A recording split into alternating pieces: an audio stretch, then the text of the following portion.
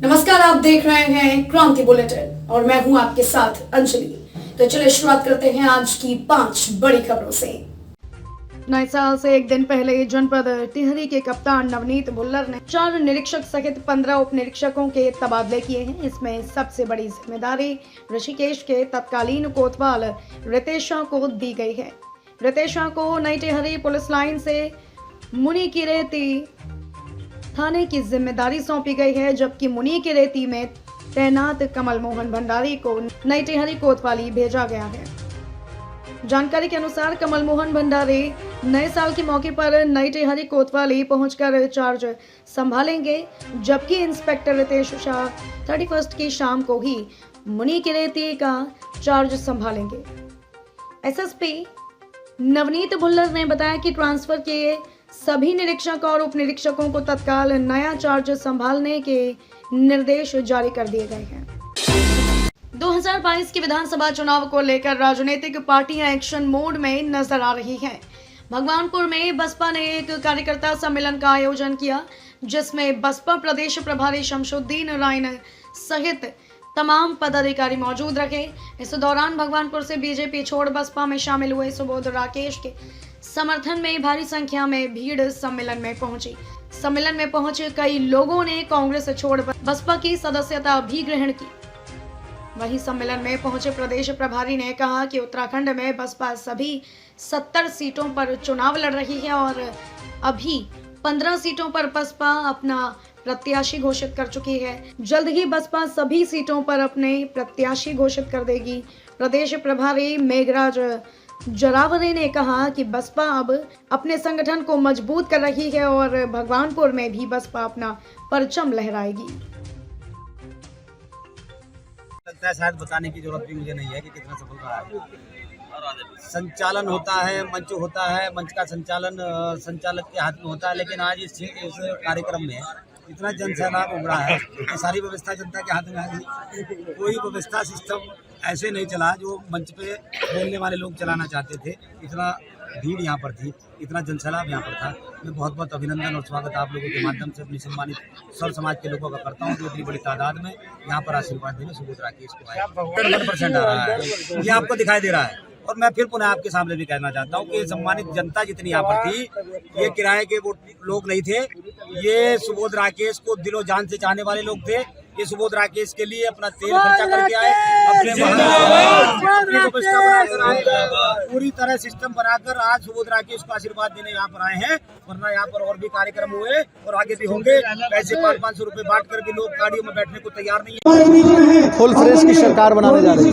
मतलब 2018 में तीसरा विकल्प बताती है क्या मैं होर्डिंग और पोस्टर लगाने से जमीन तैयार नहीं होती है। जमीन अगर तैयार है तो बहुजन समाज पार्टी की तैयार है। जमीन पे आप देखो कितना है। आप भाजपा और कांग्रेस परेशान हैं कि उत्तराखंड में हो क्या रहा। बहुजन समाज पार्टी का जहां देख रहे वहां जन सैलाब ही सैलाब दिख रहा है। तो ये सैलाब बता रहा है कि किस तरीके सरकार बना रही है। आम आदमी पार्टी युवा मोर्चा के तत्वाधान में धर्मनगरी में बढ़ते अवैध नशे के खिलाफ एक विशाल रैली जटवाड़ा पुल से ज्वालापुर होते हुए हर की पैड़ी हरिद्वार तक निकाली गई। पार्टी के प्रदेश उपाध्यक्ष महिला मोर्चा हेमा भंडारी, वरिष्ठ नेता और पूर्व जिला सचिव अनिल सती, पार्टी नेता संजय सैनी ने रैली को हरी झंडी दिखाकर रवाना किया। हेमा भंडारी ने कहा कि आज युवाओं में बढ़ते नशे की प्रवृत्ति देश और समाज को बर्बाद कर रही है। धर्मनगरी में अवैध नशे का कारोबार चिंता का विषय है। आज युवा मोर्चा द्वारा बढ़ते नशे के प्रति युवाओं को जागरूक करने के लिए बाइक रैली निकाली गई।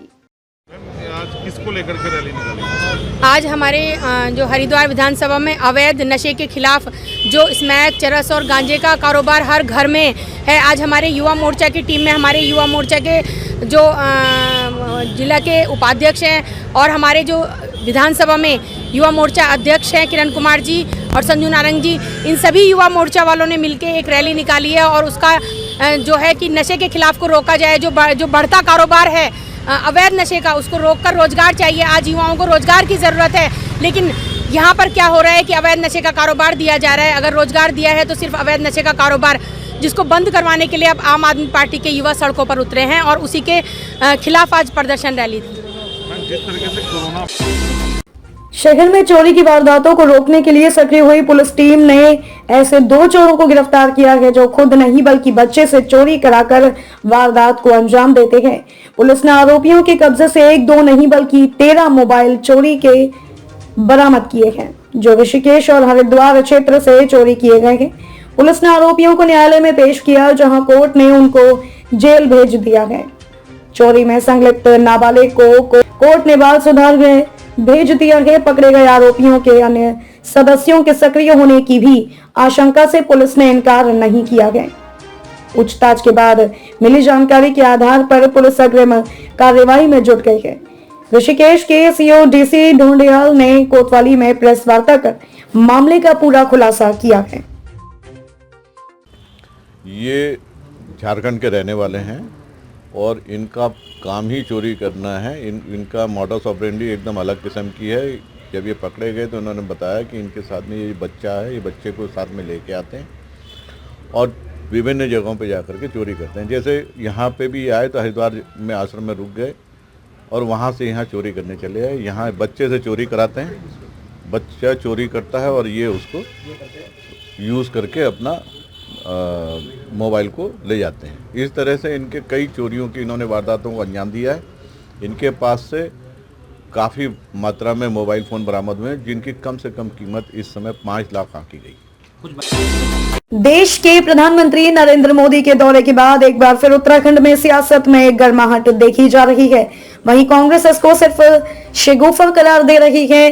कल देर रात हरिद्वार पहुंचे यशपाल आर्य ने भी इसे चुनावी घोषणा बताया। आज कांग्रेस के वरिष्ठ नेता संजय शर्मा ने कहा कि डबल इंजन की सरकार चारों खाने चित हो चुकी है।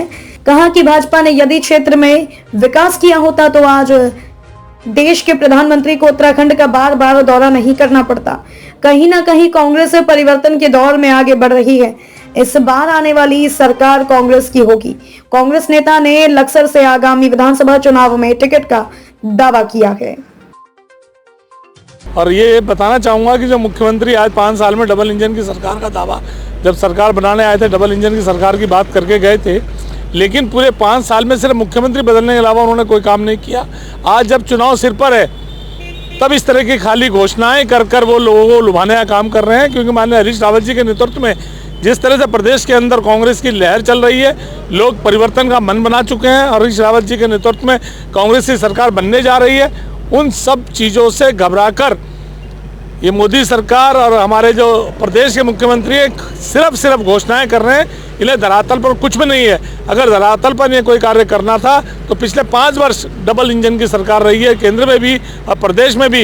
इन्होंने सिर्फ मुख्यमंत्री बदलने के अलावा और कोई काम नहीं किया, सिर्फ घोषणाएं कर आज लोगों को लुभाने का प्रयास कर रहे हैं। निश्चित कांग्रेस, अखिल भारतीय कांग्रेस पार्टी, माननीय हरीश रावत जी के आशीर्वाद से मुझे लक्सर की सेवा करने का मौका मिला।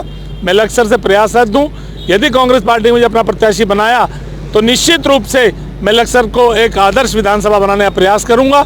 और निश्चित जिस तरह के क्षेत्र में मैं काम कर रहा हूं, गांव-गांव में जाकर मैं कांग्रेस का प्रचार कर रहा हूं, कांग्रेस के लिए लोगों को प्रेरित कर रहा हूं और उनकी समस्याओं को समझने का प्रयास कर रहा हूं और उन समस्याओं को निराकरण करने के लिए माननीय मुख्यमंत्री हरीश रावत जी के नेतृत्व में क्षेत्र में निश्चित रूप से चहुमुखी विकास होगा और वहां की समस्याओं से निदान मिलेगा।